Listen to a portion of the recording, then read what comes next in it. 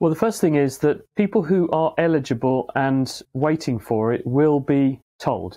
So wait for them to call you, don't call them in the first instance.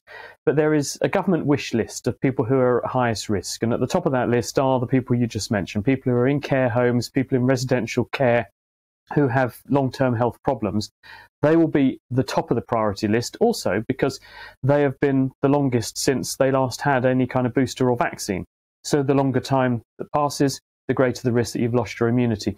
Also on the list, anyone who's over the age of 12 and has any kind of immune problem, people with chronic diseases, that kind of thing. So there's a group of people who we've become quite familiar with who they are over the course of the pandemic, are judged to be at highest risk. They'll be called first in a descending priority order, and at the bottom of that descending priority order is anyone who's over the age of 50.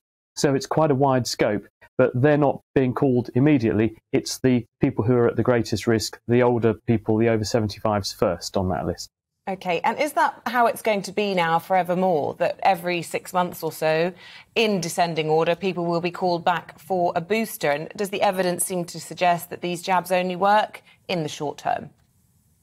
Well, there are two things to consider. The first one is that immunity to coronavirus is not judged to be long-lived. And the reason for that is twofold. Again, it's rules of twos today, isn't it? One of them is that the virus changes. The other is that your immune response changes. And as a result of the fact that your immune response does drop away with time, and that's a factor for everybody, but it's most acute and most marked in older people, you need to keep topping it up.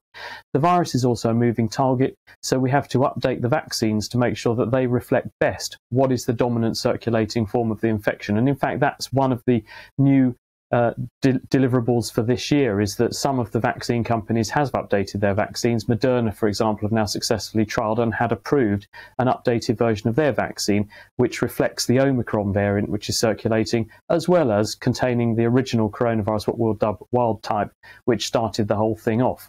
So those factors are the most important. The other is that this is not a new thing, having a seasonal vaccine that we update with or review annually.